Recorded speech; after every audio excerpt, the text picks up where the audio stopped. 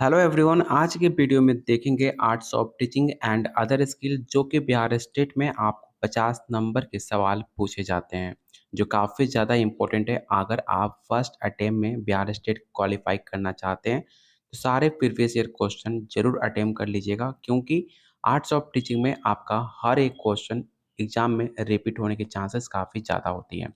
2023 में जितने भी पेपर हुए थे, हर एक पेपर में 5 से 10 सवाल आपका क्वेश्चन रिपीट हुआ था। इसीलिए बिहार स्टेट एग्ज़ाम देने से पहले आप arts of teaching and other skill का सारा प्रीवियस ईयर क्वेश्चन आप कंप्लीट कर लीजिएगा। और अभी तक हमने टोटल 21 प्रीवियस ईयर हमने क्वेश्चन कंप्लीट कर लिया है। आज जो है हम प्रीवियस ईयर क्वेश्चन देखेंगे 9/9/2020 का। 2023 से लेकर अभी तक हमने 10/9/2020 तक सारे प्रीवियस ईयर क्वेश्चन हमने कंप्लीट कर लिए हैं। तो आज जो हम प्रीवियस ईयर देखने वाले हैं वो रहेगा 9/9/2020। टोटल 30 प्रीवियस ईयर क्वेश्चन है जो काफ़ी आसान भाषा में आपको दिया जा रहा है सिर्फ 151 में। अगर आप लेना चाहते हो तो सिर्फ आप इस नंबर पे व्हाट्सएप करके आप ले सकते हो। चलिए शुरू करते हैं आज का पहला क्वेश्चन।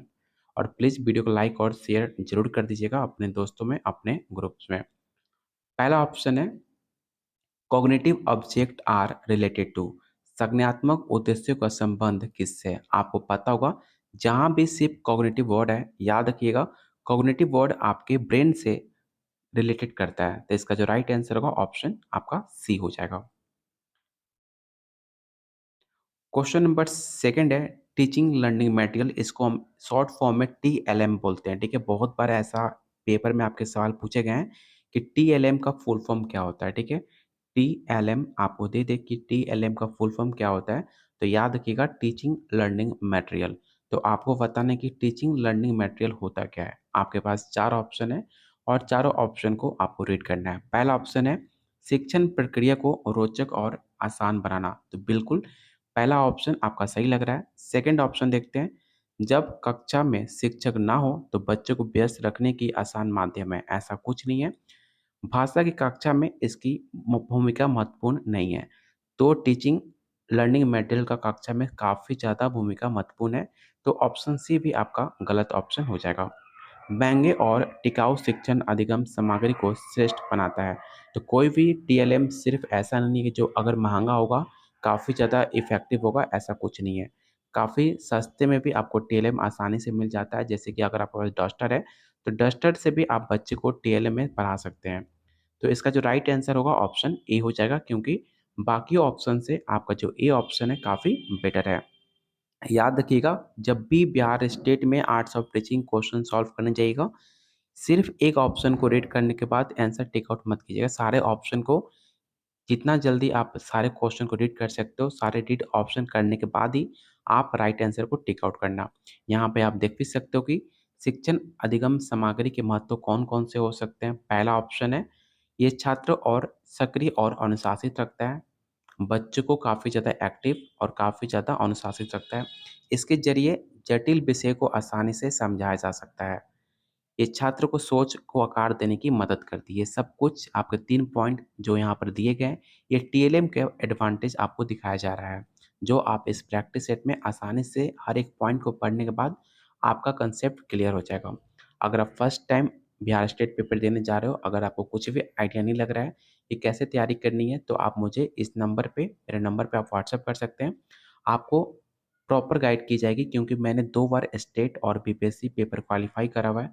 तो मुझे आपको हेल्प कर सकता हूँ, आपको गाइड कर सकता हूँ कैसे आप फर्स्ट अटेम्प्ट में पेपर को क्लियर कर सकते हो। कौन से पॉइंट को पढ़ना है, कौन से चैप्टर पढ़ना है, कौन सा बुक पढ़ना है, क्योंकि आपको सारा बुक लेकर नहीं बैठना है, सारा बुक आपको कंप्लीट नहीं करना है। जो आपके सिलेबस में मेंशन है और कौन-सा टॉपिक, कौन से कितना पढ़ना है, आपको बेटर गाइड की जाएगी, जिससे आपका पेपर फर्स्ट अटेम्प्ट में क्वालीफाई कर सकते हो।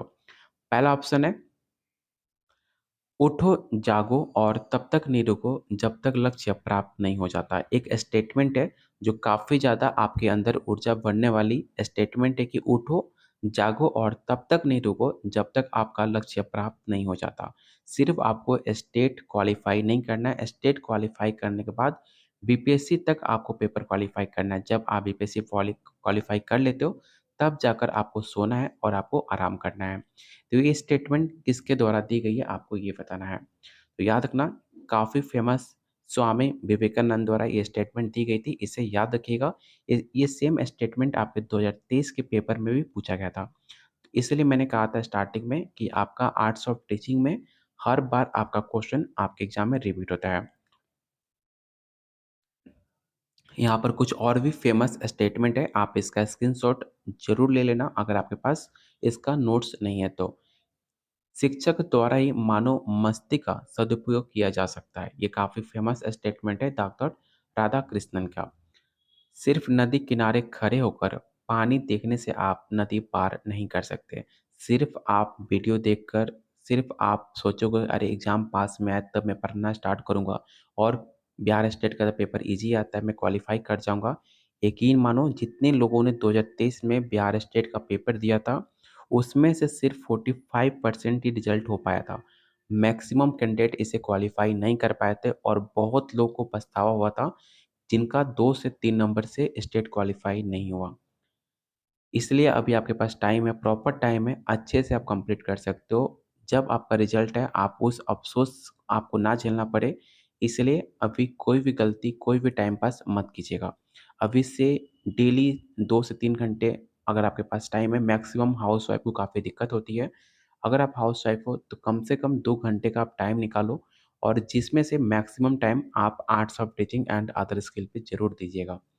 क्योंकि आर्ट्स ऑफ टीचिंग आप अच्छा स्कोर कर सकती हैं और काफ़ी आसान सब्जेक्ट है। सिर्फ़ प्रैक्टिस कर कर आप 50 में से 38 से 40 नंबर आसानी से ला सकती हैं। इसलिए आर्ट्स ऑफ टीचिंग बिल्कुल स्किप मत कीजिएगा, सबसे ज़्यादा फ़ोकस इस पे कीजिएगा। जो आपका मेन सब्जेक्ट है, उस पे थोड़ा कम टाइम दे सकती हैं, क्योंकि उसमें कुछ भी आइडिया नहीं लगा सकती हैं कि पेपर क्या आएगा, कैसा क्वेश्चन आएगा। लेकिन आर्ट्स ऑफ टीचिंग 100% चांस है कि आपका क्वेश्चन क्या आ सकता है, क्योंकि आर्ट्स ऑफ टीचिंग का सिलेबस काफ़ी लिमिटेड है और सिलेबस काफ़ी ज़्यादा लिमिटेड है, इसलिए आप गेस कर सकते हो, आइडिया लगा सकते हो क्वेश्चन का पैटर्न क्या रहेगा। ज़्यादा से ज़्यादा क्वेश्चन का लैंग्वेज बदल देगा, लेकिन क्वेश्चन आपका बिल्कुल सेम रहेगा। तो इसलिए मैंने ये 2 बार पेपर क्वालीफाई किया स्टेट का, तो मैंने जो अपना मेन फ़ोकस किया था arts of teaching and other skill पे, इसलिए सबसे बेटर ऑप्शन है, इसलिए मैं आपको गाइड कर रहा हूँ कि आप ऐसा फ़ॉलो करो, आप फर्स्ट अटेम्प्ट में पेपर क्वालीफाई कर लोगे।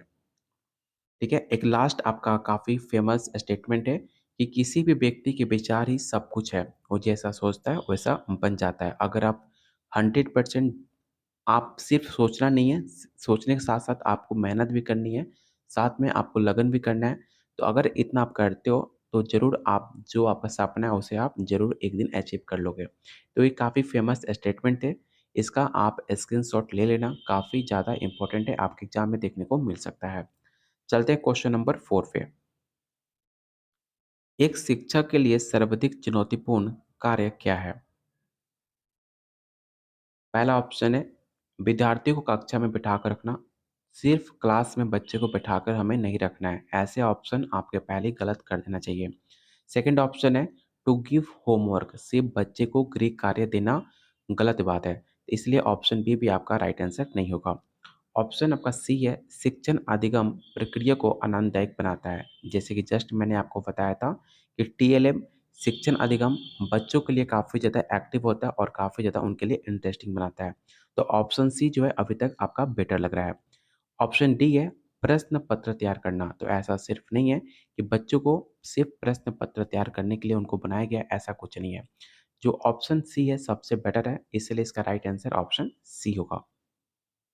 यहाँ भी देख भी सकते हैं कि शिक्षकों का चुनौतीपूर्ण महत्वपूर्ण चुनौतियाँ यहाँ पर दी गई है, आप इसे पढ़ सकते हो और अपनी कंसेप्ट को और ज़्यादा आप क्लियर कर सकते हो। क्वेश्चन नंबर 5 है education psychology is science of. शिक्षा मनोविज्ञान एक विज्ञान है। तो काफ़ी आसान सा क्वेश्चन है, आपको पता होगा ह्यूमन बिहेवियर, साइकोलॉजी में ह्यूमन बिहेवियर का सबसे ज़्यादा इसमें पढ़ने को मिलता है और आपको साइकोलॉजी का अगर आप साइकोलॉजी से हो तो हमारे चैनल पे डेली आपको 7 बजे साइकोलॉजी का क्लास चलता है, आप उसे डेली ज़रूर अटेंड कीजिएगा, काफ़ी कुछ आपको सीखने को मिलेगा। तो इसका राइट आंसर ऑप्शन आपका सी हो जाएगा। क्वेश्चन नंबर 6 है, बच्चों को सीखने के लिए वो वातावरण अनुकूल है जहाँ पर आपको पता है कि बच्चे के लिए सबसे ज़्यादा इम्पोर्टेंट होता है एनवायरनमेंट। 2 चीज़ होती है, एक होती है आपकी हेरिडिटी और सेकंड होती है आपकी एनवायरनमेंट। हेरिडिटी जो है किसी का इस पे बस नहीं है, क्योंकि अगर आपकी फैमिली काफ़ी अच्छी है, पढ़े-लिखे हैं, माता-पिता पढ़े-लिखे हैं, दादा-दादी पढ़े-लिखे हैं, तो आपकी हेरिडिटी ऑटोमेटिक बच्चों में चली जाती है। उनका जो माइंड है वो काफ़ी ज़्यादा शार्प होता है। लेकिन ऐसे भी पेरेंट्स होते हैं जो अधिक पढ़े-लिखे नहीं हैं, काफ़ी ज़्यादा किसान में काम किए हैं, खेती में काम करते हैं, लेकिन पढ़ाई-लिखाई से उनका कोई नाता नहीं था।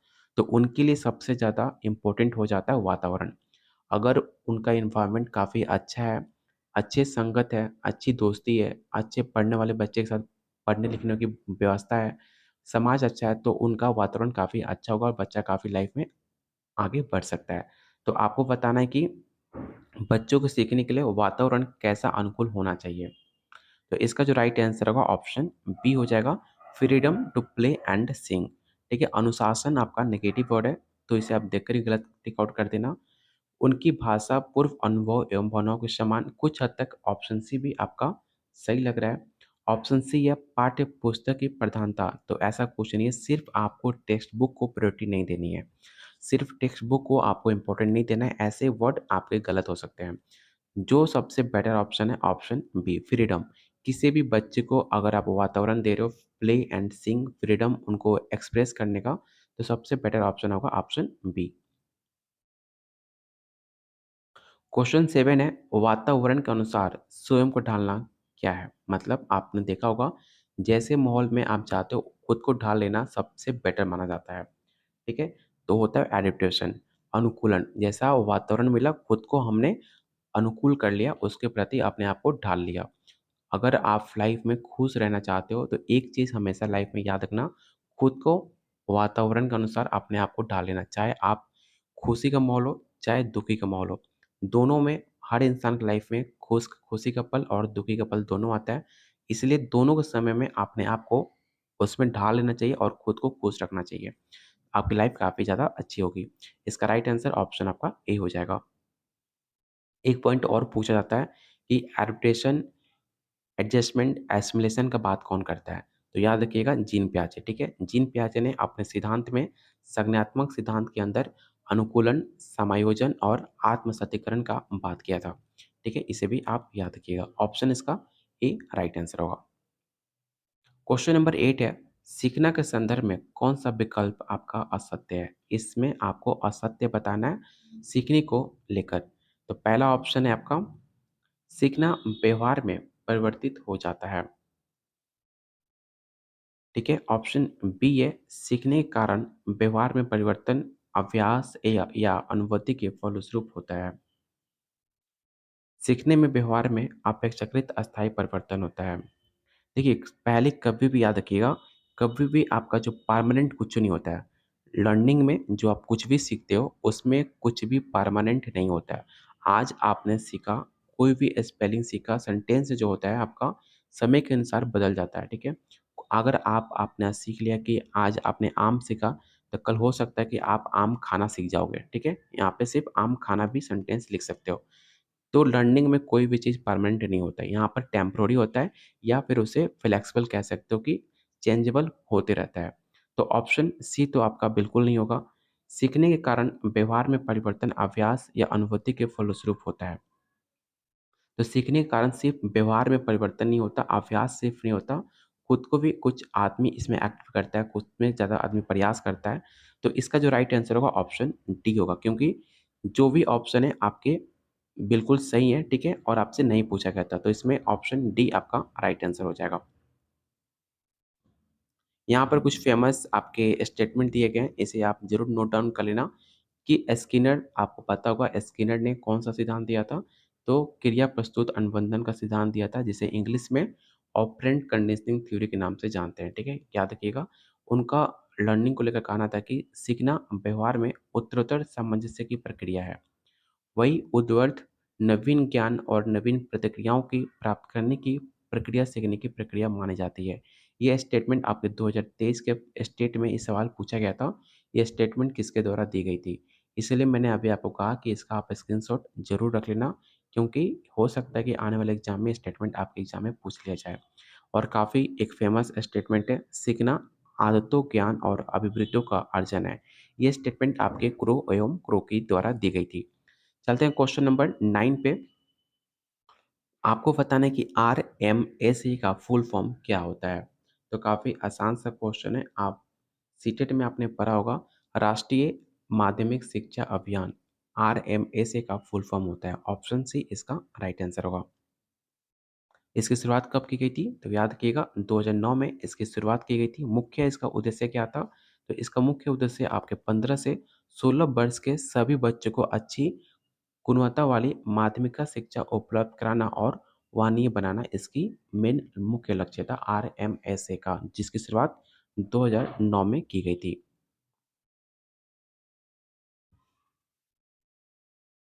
सीसीई का फुल फॉर्म क्या होता है? तो काफ़ी आसान सा क्वेश्चन है। आपको पता है कि कंटिन्यूअस एंड कंप्रेसिव एवोल्यूशन आपका सीसी का फुल फॉर्म हुआ, जो कि आपको सीबीएसई स्कूल में आपको देखने को मिला होगा। जो कि कंटिन्यूअस कंप्रेसिव मतलब अगर आप पढ़ाई कर रहे हो तो आपको डेली आपका रेगुलर बेसिस पे आपका मूल्यांकन किया जाएगा, ठीक है? फॉर्मेटिव, इसे आप बोल सकते हो फॉर्मेटिव मूल्यांकन, ठीक है? सीसी जो बेस था वो आपके फॉर्मेटिव मूल्यांकन पर बेस माना जाता है सीसी। ऑप्शन इसका सी राइट आंसर होगा। और जितने लोग वीडियो देख रहे हो प्लीज़ वीडियो को लाइक और शेयर एक बार ज़रूर कर दीजिए, क्योंकि एक लाइक आपका काफ़ी हमें मोटिवेट करता है आप लोग के लिए डेली ऐसे इंपॉर्टेंट क्वेश्चन और आप लोग के लिए और ज़्यादा मेहनत करने की। तो प्लीज़ वीडियो को लाइक और शेयर करके अपना सपोर्ट हमें दे सकते हैं। चलते हैं क्वेश्चन नंबर 11 पे। इससे पहले याद रखिएगा कि सीबीएसई ने, मैंने जस्ट आपको बताया था कि सीबीएसई ने सीसी रूल अपनाया था। कब अपनाया था?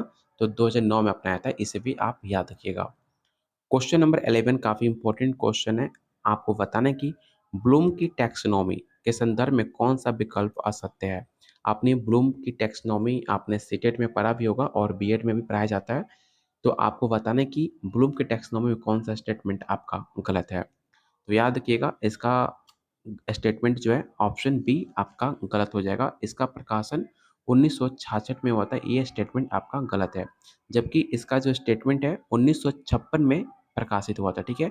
1966 नहीं होगा, 1956 होगा। तो ये ऑप्शन बी आपका राइट आंसर होगा।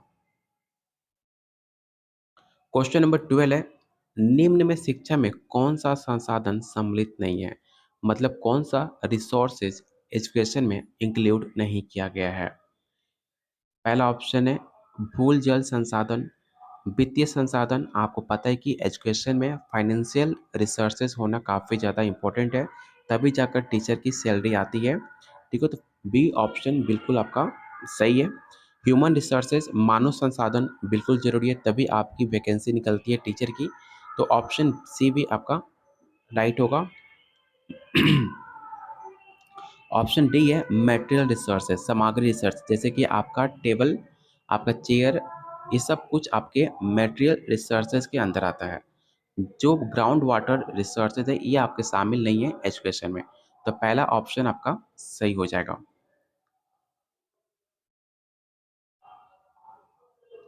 क्वेश्चन नंबर 13 है, राष्ट्रीय उपलब्धि सर्वेक्षण के संदर्भ में कौन सा विकल्प आपका सत्य है? इसमें आपको सत्य बताना है, ठीक है? पहला ऑप्शन है आपका देश के माध्यमिक स्तर में बच्चों को ऑनलाइन मूल्यांकन पोर्टल है। ऐसा कुछ नहीं, अभी तक आपका जो इंडिया है काफ़ी ज़्यादा प्रोग्रेसेस नहीं हुआ है, अभी तक इतना भी डेवलप नहीं हुआ है जिसमें सभी बच्चे को ऑनलाइन मूल्यांकन अवेलेबल है। तो ये अभी तक फिलहाल गलत है। ऑप्शन बी है विद्यालयों में शिक्षा का स्तर पता लगाने के लिए मानव संसाधन एवं मानव विकास मंत्रालय द्वारा आयोजित एक राष्ट्रीय कार्यक्रम है। तो बिल्कुल आपका ऑप्शन बी आपका सही है। ऑप्शन सी देख लेते हैं, राष्ट्रीय प्रतिभा खोज और मेधा छात्रवृत्ति से जुड़ा कार्यक्रम है। ऐसा कुछ नहीं होता। ऑप्शन डी जो है ऑल ऑप्शन आर ट्रू। तो जब आपका सिर्फ एक ऑप्शन आपका ट्रू है, ऑप्शन बी, ठीक है? इसका जो राइट आंसर होगा ऑप्शन बी होगा। इसमें मैक्सिमम बच्चों ने गलती किया था ऑप्शन डी को टिक आउट करके, ठीक है? लेकिन इसका जो राइट आंसर होगा ऑप्शन बी होगा। राष्ट्रीय शिक्षा दिवस किसकी स्मृति में बनाया जाता है? तो कल के वीडियो में मैंने आपको बताया भी था कि जो आपका नेशनल एजुकेशन डे है, मौलाना अब्दुल कलाम आज़ाद। आपने देख लिया कैसे क्वेश्चन आपके एग्जाम में रिपीट होता है। ये सवाल हमने कल के प्रीवियस ईयर क्वेश्चन में कंप्लीट करा था और फिर से ये सवाल आपके प्रीवियस ईयर क्वेश्चन में पूछ लिया गया। इसलिए मैं आपको बार-बार कहता हूँ कि प्रीवियस ईयर क्वेश्चन ज़रूर आप लोग 30 के 30 प्रीवियस ईयर क्वेश्चन आप ज़रूर कंप्लीट करके एग्ज़ाम देने जाइएगा, आपको काफ़ी ज़्यादा हेल्प मिलेगी। तो इसका राइट आंसर ऑप्शन आपका डी हो जाएगा। इसकी शुरुआत कब हुई? तो इसका शुरुआत याद रखिएगा 11 नवंबर 2008 की राष्ट्रीय शिक्षा दिवस की शुरुआत हुई थी। इसे आप ज़रूर याद रखिए। इसका मुख्य उद्देश्य क्या था? तो इसका मुख्य मोटिव जो था दुनिया भर में शिक्षा के महत्व के बारे में जागरूकता फैलाना आपका इसका महत्व माना जाता है। क्वेश्चन नंबर 15 है ऑपरेशन ब्लैक बोर्ड कार्यक्रम कब शुरू हुआ था? ये सवाल आपके 2023 के भी एग्जाम में पूछा गया था और याद रखिएगा वो टाइम था 1986 का। तो ऑप्शन इसका ए राइट आंसर होगा। क्वेश्चन नंबर 16 है इनमें से कौन समझे सीखे कार्यक्रम के 20 सूचकांकों में नहीं है? तो इसका जो राइट आंसर होगा ऑप्शन सी। जब भी आपसे सिर्फ नहीं पूछे और ऐसे वर्ड आपको नेगेटिव पहले ही मिल जाए ओनली रिटेन, तो ओनली पहले आपका नेगेटिव वर्ड है, इसलिए आपका राइट आंसर ऑप्शन आपका सी हो जाएगा। क्वेश्चन नंबर 17 है मेरा विद्यालय शीर्षक लेख राजू द्वारा लिखा गया है। लेख अर्थपूर्ण है लेकिन व्याकरण अशुद्ध है। राजू के लिए कौन सी टिप्पणी उचित होगी? मतलब क्वेश्चन का मतलब क्या है? तो क्वेश्चन में ये कहना चाह रहा है कि राजू एक विद्यालय में एक स्टूडेंट है जिसने एक लेख लिखी है। लेकिन लेख तो काफ़ी अच्छा लिखा है लेकिन उसमें जो व्याकरण अशुद्धि है काफ़ी ज़्यादा है। तो आप उसे कौन-सी टिप्पणी, कौन-सा कमेंट आप उसे पास करोगे? आपको ये बताना है। तो इसका जो राइट आंसर हो जाएगा ऑप्शन आपका डी हो जाएगा। अपने निबंध अच्छा लिखा है, कहीं-कहीं पर व्याकरण अशुद्धियाँ हैं जिसे आप अभ्यास कर कर उसे सुधार सकते हैं। ठीक है? आपकी लिखावट गंदी है ऐसे कोई भी किसी बच्चे को कमेंट नहीं कर सकते हैं। लेख लिखन में पूर्ववर्तनी संबंधी ज्ञान अवश्य प्राप्त कर ले, ऐसा आप बच्चे को बोलकर उसे डिमोटिवेट नहीं कर सकते हैं। आपका व्याकरण संबंधी ज्ञान काफ़ी कमज़ोर है, तो किसी भी बच्चे को डिमोटिवेट नहीं करना चाहिए। इसलिए इसका जो राइट आंसर होगा ऑप्शन आपका डी हो जाएगा। क्वेश्चन नंबर 18 है, उत्प्रेरकों को शिक्षा शास्त्र के लेखक किसे माना जाता है? तो आपको पता होगा the author of pedagogy of the oppressed माना जाता है पाओलो प्रेगो। ऑप्शन इसका सी राइट आंसर होगा। क्वेश्चन नंबर 19 है, शिक्षक साथी है। शिक्षक किसका साथी है? तो शिक्षक जो होते हैं आपके शिक्षण सहयोग सादृश्य के साथी माने जाते हैं। Learning facilitation manual. Option A आपका राइट आंसर होगा। क्वेश्चन नंबर 20 है भारतीय संविधान के किस भाग में प्रत्येक नागरिकों को अपने धर्म के अनुसार शिक्षा देने की अनुमति है? इस क्वेश्चन को वीवीआई क्वेश्चन टिक आउट कर लीजिएगा। 100% आपके पेपर में सवाल देखने को मिल सकता है। याद रखिएगा केंद्र और राज्यों की समवर्ती सूची में हर राज्य के पास अधिकार है उसके अपने कास्ट के, अपने जाति के, अपने धर्म के अनुसार उसे शिक्षा दी जाए। तो ऑप्शन इसका ए राइट आंसर होगा। आर्टिकल याद रखिएगा आर्टिकल 25 से लेकर आर्टिकल 28 भाग आपको 3 ये अधिकार देता है। ठीक है? याद रखिएगा भाग 3 और आर्टिकल जो है आपका 25 से 28 तक ये अधिकार देता है आपके धर्म के आधार पे आपको शिक्षा दी जाए। क्वेश्चन नंबर 21 है निम्नलिखित में कौन समाजीकरण की सक्रिय एजेंसी माध्यम नहीं है? मतलब आपको बताना है कि which one of the following is not a active agency of socialisation. याद रखिएगा एक्टिव के बारे में पूछा जा रहा है, ठीक है? तो इसका जो राइट आंसर हो जाएगा ऑप्शन सी। रेलवे स्टेशन पे कोई भी आपको एक्टिव शिक्षा नहीं दी जाती क्योंकि हर कोई तो इधर से उधर दौड़-भाग में लगा रहता है, अनाउंस होते रहता है। तो वहाँ पर कोई भी आपको एक्टिव एजेंसी आपको सोशलिज़्म को देखने को नहीं मिलती है। इसलिए इसका जो राइट आंसर होगा ऑप्शन आपका सी हो जाएगा। 2 तरह की होती हैं, एक होता है प्राइमरी और एक होता है सेकेंडरी, ठीक है? प्राइमरी में आपका परिवार आ जाएगा और सेकेंडरी में आपका विद्यालय और आपका धार्मिक संस्था आ जाएगी और प्राइमरी में आपके दोस्त आ जाएँगे, आपका रिलेशन वाले आ जाएँगे। तो इसे भी आप याद रखिएगा। क्वेश्चन नंबर 22 है, इनमें से कौन आकलन के मूलभूत तरीके में शामिल नहीं है? इसमें याद रखिएगा नहीं पूछा गया है, ठीक है? तो इसका जो राइट आंसर होगा ऑप्शन डी है असेसमेंट बाय टीचर। तो याद रखिएगा असेसमेंट बाय टीचर इसे शामिल नहीं किया गया एजुकेशन डिपार्टमेंट द्वारा। तो इसका जो राइट आंसर होगा ऑप्शन आपका डी हो जाएगा। कौन-कौन से आकलन के 4 मूल तरीके हैं? तो याद रखिएगा, व्यक्तिगत आकलन मतलब एक बाई एक किसी को बुलाकर उसका मूल्यांकन करना। सामूहिक आकलन मतलब एक साथ बैठाकर सबका एक साथ आकलन कर लेना। सहपाठियों द्वारा आकलन मतलब ग्रुप में बैठाकर उनका आकलन करना। और स्व-आकलन मतलब खुद से जज कर पाना बच्चे को देखकर कि कौन-सा बच्चा कैसा है, उसे भी स्व-आकलन के नाम से जानते हैं। तो इसका जो राइट आंसर होगा ऑप्शन डी हो जाएगा।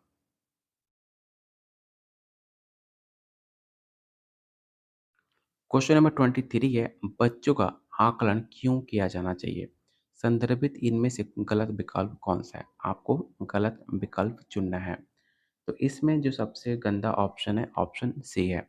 बच्चों को प्रोत्साहन राशि प्रदान करने हेतु बच्चों की पहचान करना, जो कि आपका गलत स्टेटमेंट है। तो इसका राइट आंसर ऑप्शन आपका सी होगा। क्वेश्चन नंबर 24 है, बच्चों के व्यक्तित्व निर्माण में डैश की महत्वपूर्ण भूमिका होती है। तो मैंने आपको जस्ट बताया था, बच्चे की ओवरऑल पर्सनालिटी डेवलपमेंट में उसका मदर टंग काफ़ी ज़्यादा इम्पोर्टेंट रोल निभाता है। तो इसका जो राइट आंसर होगा ऑप्शन ए होगा। क्वेश्चन नंबर 25 है, वाइगॉट्स्की के सिद्धांत में विकास के किस पहलू की उपेक्षा की जाती है? तो मैंने आपको कई बार बता चुका हूँ कि जो आपके वाइगॉट्स्की थे, काफ़ी ज़्यादा सोशल कल्चर के सिद्धांत दिया था, जिसे आप सामाजिक संस्कृति सिद्धांत के नाम से भी जानते हैं, जो कि सबसे उपेक्षा की जाती है बायोलॉजिकल, ठीक है? बायोलॉजिकल क्यों? क्योंकि आपसे यहाँ पर पूछा गया नेग्लेक्टेड मतलब जिसे किनारा किया गया था। वाइगेट्स्की आपके सिद्धांत दिए थे किसका? Social culture. तो सोशल आपका ये हो गया, कल्चर ये हो गया। भाषा को लेकर उन्होंने कहा था कि जो भाषा होती है वो जन्मजात होती है। भाषा हम गर्भ से सीख कर आते हैं, लेकिन बायोलॉजिकल को लेकर वाइगोट्स्की ने कभी भी बात नहीं की है। वाइगोट्स्की ने नेग्लेक्ट किया था बायोलॉजिकल टर्म को, इसलिए आपसे ऑप्शन बी आपका राइट आंसर होगा। तो आज ये रहा टोटल 25 क्वेश्चन, इसके बाद आपका रीजनिंग और मैथ का क्वेश्चन है। तो उम्मीद करता हूँ ये 25 क्वेश्चन आपको काफ़ी ज़्यादा पसंद आए होंगे, तो प्लीज़ वीडियो को लाइक और शेयर ज़रूर कीजिएगा। अगर आप इसका नोट्स लेने में इंटरेस्टेड हैं, फर्स्ट टाइम में आप स्टेट क्वालीफाई करना चाहते हैं, तो आप मुझे इस नंबर पे व्हाट्सएप कर सकते हैं। तब तक के लिए वीडियो को लाइक कीजिए, शेयर कीजिए। Keep watching, keep sharing.